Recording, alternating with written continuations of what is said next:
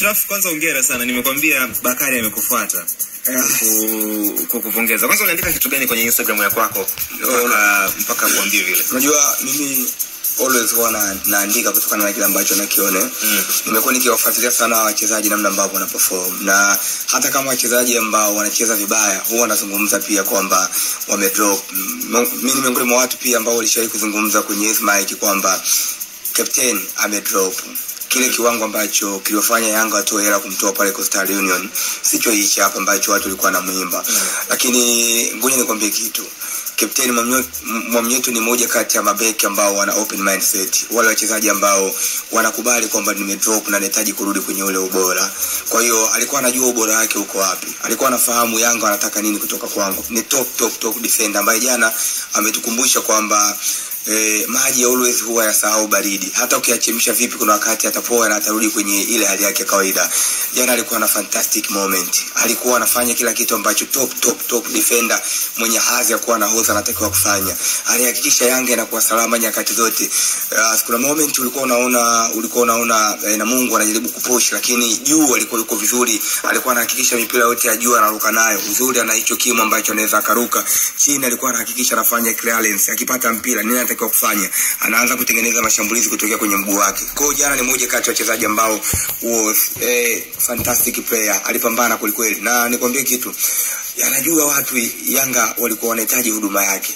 Alikuwa anajua kwamba kwenye ile timu kuna competition kubwa. Baka na Dickson Job walikuwa wanafanya kazi chafu pale nyuma. Anawezaje kurudi nyuma? Anawezaje kurudi kwenye ile timu? No.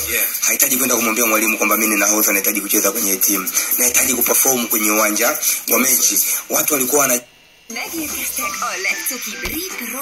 alikuwa anaona jinsi ambavyo watu wanasema asili mshahara. Yes, achapo bakola anaona na kama mtu anatoka. Na ndio maana nikakwambia kwamba Mwamnyeto ni moja kati ya wachezaji ambao wana open mindset, wachezaji ambao wana character za kuwa wachezaji wakubwa. Unajua ukiwa na host unatakiwa uwe na ukubali kuwa criticized. Watu hata watu waliokuwa wanamfananisha na Maguire kwa hawana bayo. Kwa sababu pia mindset ya Maguire ipo kama hiyo. Unaelewa? Na nishawahi kuandika pia. Unajua Mwamnyeto hii sio mara ya kwanza. Aliwahi kuwa ana underperform. Unanielewa?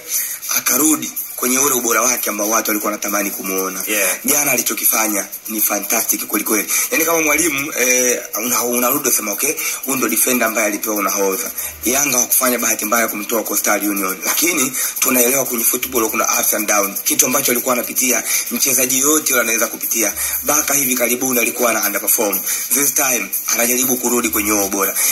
Of course jana ameanza kwenye ile mechi, naamini kama mchezaji mkubwa ambaye ni maturity, mchezaji ambaye ana vision, mchezaji ambaye anatamani kucheza Yanga kwa muda mrefu, kapteni ambaye ana mafanikio kwa muda mrefu, atatamani ku maintain kile kitu ambacho alikuwa anakifanya, kwa sababu vitu vingi jana vilikuwa vinaanzia kwake kwenye eneo la nyuma. Kwa hiyo mimi fair comment kama ambavyo niliwahi kuzungumza kwenye mic kwamba Bakari Nondo Mwamnyeto ana underperform kiwango ambacho anakionyesha sio hadhi ya kucheza Young Africans, ndio leo narudi tena kwenye mic kwamba jana ameperform kwenye kiwango ambacho watu walitoa hela kwa ajili ya kumsajili. Umefuta kauli. Hivyo sio kusema kwamba ana underperform. Yes, yani kwani unajua alikuwa anafanya kama ni unafuta kauli kwa sababu ulizungumzia uhalisia wa. Of course. Unaelewa, ndio maana nikasema Bakari Nondo ni moja kati ya wachezaji ambao wana open mindset, ambao wanakubali kuwa criticized pale ambapo ana underperform. Unaelewa, kitu pekee wachezaji hawawezi kuja kwenye mic kuambia mimi najua kucheza. Unaelewa, hawezi kuja kwenye mic kukuambia kwamba kuna vitu unapitia nje ya uwanja, lakini akishakuwa sawa utamuona uwanjani. Jana kila kitu kwake kilikuwa perfect. Alitendea haki ile nafasi. Kwa hiyo wakati mwingine hapa katikati kwenye ile eneo kulikosa challenge. Yaani ukiamka asubuhi unajua okay, kwenye eneo la ulinzi anaanza Job anacheza Baka kwa sababu Mwamnyeto amepoteza huo ushawishi kwa mwalimu. Lakini alichokifanya jana mwalimu anaweza kujiuliza okay, akiendelea kufanya hivi competition ile itarudi. Okay, Evans, jana Mwamnyeto amecheza vizuri. Kila mtu amemsifia na Ashraf hapa amezungumza kwamba tayari Yanga wana ile tunasema ni cream ya kwao kwenye eneo la ulinzi. Lakini pengine kitu kama hichi kinaweza kikamtengeneza Mwamnyeto kwa kiasi gani? Kwa maana kwamba hizi sifa ambazo sasa hivi anazipata kwamba jana amecheza vizuri, kwa namna gani tunaweza tukampata angalau Mwamnyeto ambaye tulikuwa tunamfahamu? Na je, mechi ya jana inaweza ikawa inatengeneza matumaini kwa mwalimu kwamba huyu mtu anaweza kumalizia mechi 2-3 zilizobaki za kumalizia msimu? Naamini uwezo wa kumaliza mechi zilizosalia bado upo kwa sababu ya kile ambacho amekuwa anakifanya. Unajua haimaanishi Mwamnyeto ni mchezaji mbaya, ila tunazungumza pale ambako hafanyi vizuri kama ambavyo tumezoea kumuona akifanya. Yes, apati nafasi ya kucheza ni kwa sababu kuna watu wamekuwa wanafanya vizuri zaidi yake, na ni swala ambalo halikwepeki kwa sababu kipindi ambacho Baka Jobu wanajitafuta, wao ndo walikuwa wanabadilishana nani anacheza na Mwamnyeto, ila leo imetokea ni Jobu ndo anachaguliwa nani wa kucheza naye.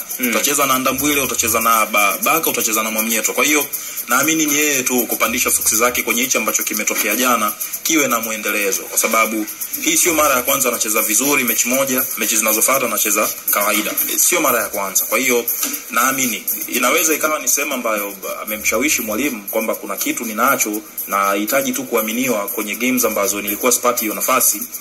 Inaweza ikawa ni sehemu na ni sababu, ila sidhani kama inaweza ikawa ndo guarantee ya kuelekea msimu uliopita, kwa sababu msimu ujao unamaanisha yani kuelekea msimu unaokuja. Sidhani kama inaweza ikawa ni guarantee kwa performance ya michezo miwili mpaka michezo mitatu kwa msimu, kwa sababu michezo mingi hajahusika, na bado michezo ambayo alikuwa anacheza yenye pressure ndogo sana alikuwa ana perform kwenye level ya kawaida ambayo sio level ambayo tumezoea kumuona Mwamnyeto ana perform. Kwa hiyo performance ya jana yes ni superb, ila bado anatakiwa kufanya kazi ya ziada kwenye kiwanja cha mazoezi, akiwa anapata nafasi kama hizi ambako ikitokea mmoja kati ya ile pea hayupo, ukipewa nafasi fanya kitu ambacho kinaonekana kama ambavyo wengine walikuwa wanatumia nafasi, mmoja kikosekana akiwa anapea na Mwamnyeto walionyesha kitu. Leo Jobu tunazungumza yeye ndo anayebadilishiwa wengine, yani leta beki wako unayemtaka, Jobu ana stand, utabadilishana, atatoka Baka ataingia huyo mtu, yeye yuko pale pale. Kwa hiyo naamini jana performance iko vizuri, ila inaweza ikawa na muendelezo kwenye mechi zilizosalia.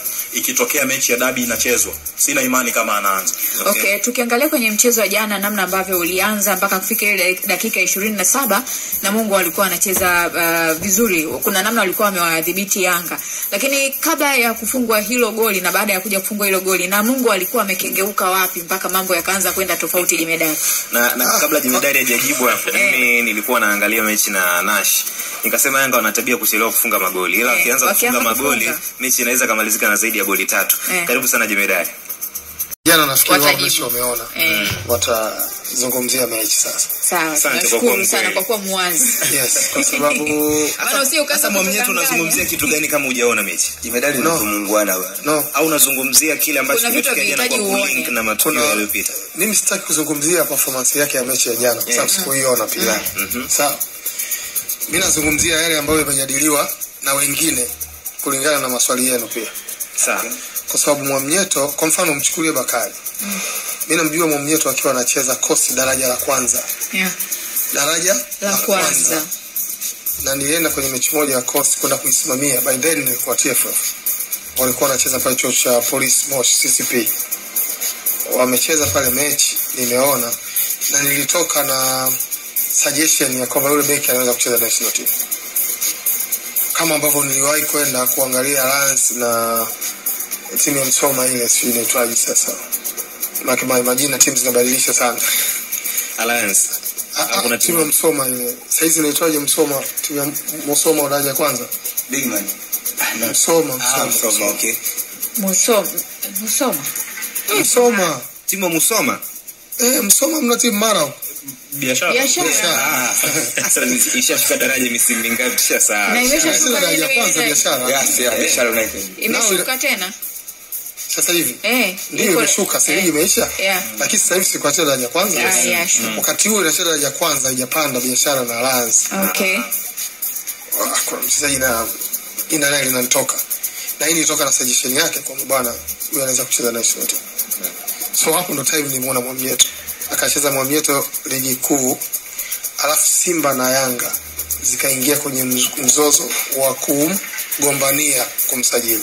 Sio kama mnajua hivi. Nakumbuka. Sawa. Yaani my concern ni kwamba why alifikia tu anagombaniwa. Hata kusajiliwa Simba na Yanga kwa sababu ni potential. Okay, potential. Akaenda Young Africa, si ndio? Akacheza kwa kiwango kikubwa. Akaenda national team. Akacheza muda mrefu. Sawa? Baada ya msimu ule kumalizika, msimu ule uliosajili Young Africa, kulikuwa tena Simba wameingia tena wanataka kumsajili kama mnakumbuka. Mzozo ule Yanga wakamaliza ile jambo. Akafikia kuwa captain. Mpaka kufika kuwa captain, kuna performance aliweka kiwanjani.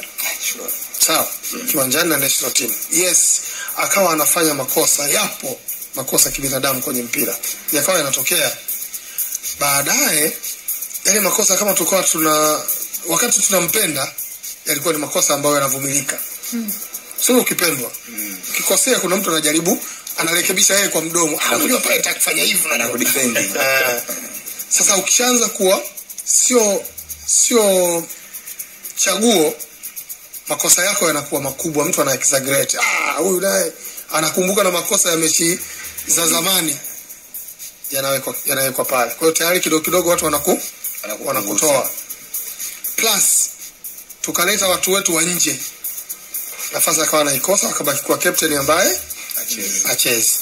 Hata national team ikawa nafasi yake inapotea kwa sababu kwenye klabu acheze. Unapoteza confidence. Kutoka mchezaji uliokuwa unacheza na utumainiwa, unausinga, ukiingia dakika 3 unaweza kuingiza ndio unavaa hiyo armband. Confidence inafanyaje?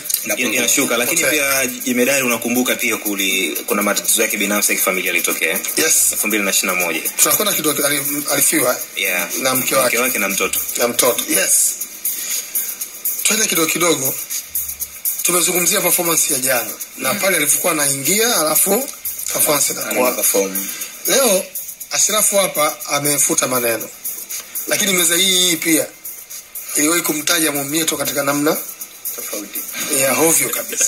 Ameitolea kama mchezaji ambaye anachukua yani mchezaji hewa atakapaswa kulipwa mshahara. Unaelewa hiyo kitu? Lakini wachezaji wao wanapitia mambo mengi. Nimependa Ashraf anasema hawawezi kuja kwenye maiki kusema mimi najua kujitetea. Maana yake msingi wake ulikuwa ni kujitetea. Akakuambia yanao msiba by then. Lakini sisi tunayojua ni machache na ya makubwa yale ya msingi. Kama hivyo anapitia wakati mgumu kwa sababu ana matatizo ya kifamilia, then usipocheza mara kwa mara kiwango hakiwezi kuwa kile. Kweli kabisa. Kitakuwa kinapotea tu. Lakini nimezungumzia kutoka huko nyuma, yani huyu Mwamnyeto alipataje hii heshima aliyokuwa nayo? Alikuwa anacheza, ana perform and everybody was happy. Timu zote mbili ziko zinamgombea. By then akawa na national team, ni starter wa national team. Sio? Kwa kuna wakati hapo amemkuta matatizo, we have to take it as human being. Kwa sababu mpira unajua katika career yako ukimaliza kutakuwa na misimu ambayo uliperform juu na misimu ambayo ulikwenda chini. Kama vile kwenye mechi moja. Huwezi wewe kucheza mechi moja kwa kiwango hicho tu. Huwezi kucheza msimu mmoja kiwango hicho tu. Kuna mechi ulicheza vibaya, kuna mechi ulicheza vizuri, ila overall ndio tunasema huyu alicheza vizuri. Lakini sio kwamba kila mechi alicheza vizuri. Hata kwenye game hiyo Mwamnyeto amesema akacheza vizuri, sio kama hakukosea. Alikosea, ila overall watu wanapaswa kusustain uvumilivu. Kwenye swali ambalo naomba niongezee kwa Jemedari.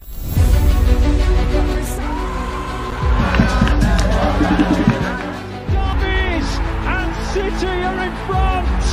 Kevin De Bruyne. Chilunda mwaga cross Majanga.